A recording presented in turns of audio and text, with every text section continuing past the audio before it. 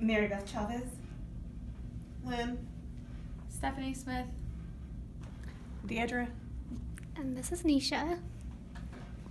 What I'm about to show you is a video clip of an actual IRS phone scam where the scammer unknowingly calls a police officer. Officer. Hey, this is IRS? Yes, it is IRS office. There is a legal allegation and a lawsuit has been filed against you by the IRS department. The total amount outstanding on your name, that is $10,140. Okay, so are the police looking for you right now? I should be worried about that? Yes.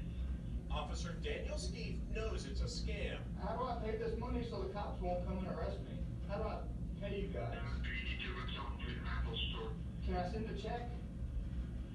No, we cannot do that.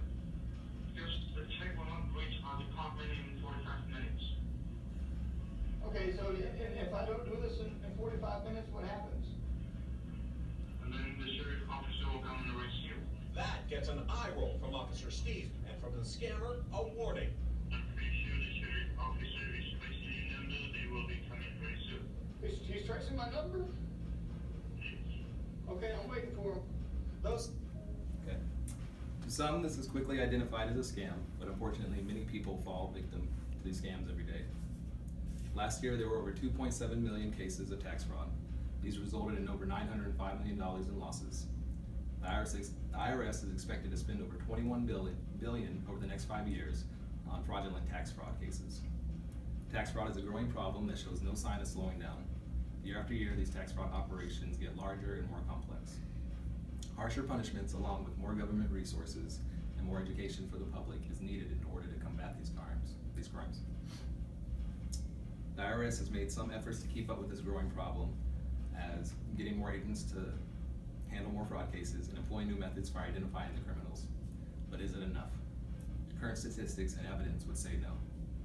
The number of tax fraud cases grow every year. According to the IRS, there has been a great surge in scam phone calls and emails that threaten the victims with police arrest, deportation, and license revocation. It is becoming easier for these criminals to steal your information to file a fraudulent tax refund or to make their scam seem more believable. In 2013, the IRS identified over 340,000 cases of identity theft. By 2016, this had doubled or increased to 2.5 million. This number is startling, but what makes it worse is that there are several cases that go undetected or unreported every year.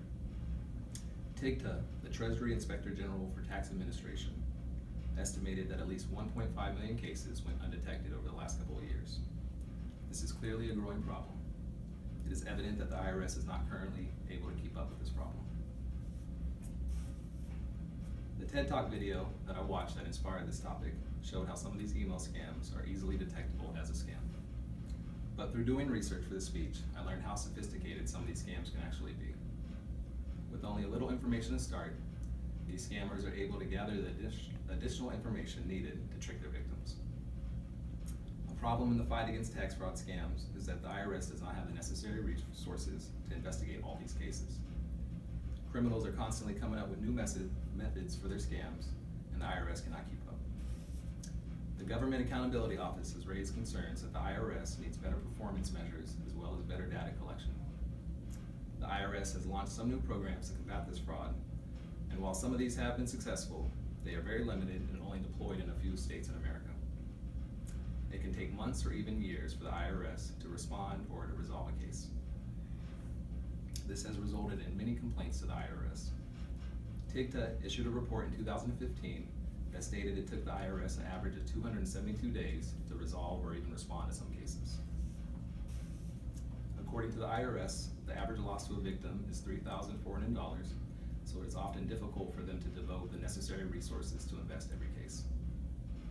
I would like to see more funding allocated to the IRS with the sole purpose of being used to implement more programs to fight tax fraud operations, as well as provide more training and development for new agents. The losses to the victims and the taxpayers warrants more resources being made available. Over $4 billion are expected to be spent on fraudulent tax returns over the next year. That is $4 billion that can be used in a much better way if this problem didn't exist at the capacity that it does. Another area where change is needed in order to fight this problem is through the penalties and punishments that these criminals do end up receiving. The punishments are simply not harsh enough to deter future scammers or repeat offenders. According to the Congress Oversight Committee, the average sentence recommended for these types of crimes is 24 to 26 months. This is not nearly long enough for some of these criminals based on the amount of damage that they can cause. A large tax fraud operation that was shut down in 2016 resulted in hundreds of millions of dollars being lost by the victims, as well as people's personal information being stolen. There were more than 50 people involved in this operation, but only a few people involved received prison sentences of up to 15 years. When comparing this to other types of fraud crimes that cause similar losses, the penalties seem very light. In the last few years, the average sentence imposed for tax fraud scams decreased from 18 to 15 months. Currently, the penalty for impersonating an IRS agent and defrauding people out of money is only 3 years in prison and a fine. This isn't long enough to deter potential scammers. Some might even say that the IRS is already addressing this growing problem, so why should more resources be dedicated to this? Some would say longer prison sentences are just a waste of taxpayers' money, right? My answer to this is no. The amount of taxpayer money wasted by fraudulent tax filings and the loss to individuals in the IRS outweigh the additional costs that come along with longer prison sentences. We have discussed how tax fraud scams are a rising problem. We have also discussed how the IRS does not have enough resources to fight this problem and why harsher penalties are needed. While tax fraud scams will continue to evolve and will never be fully eradicated, we can still work towards the goal of first stopping the steady rise.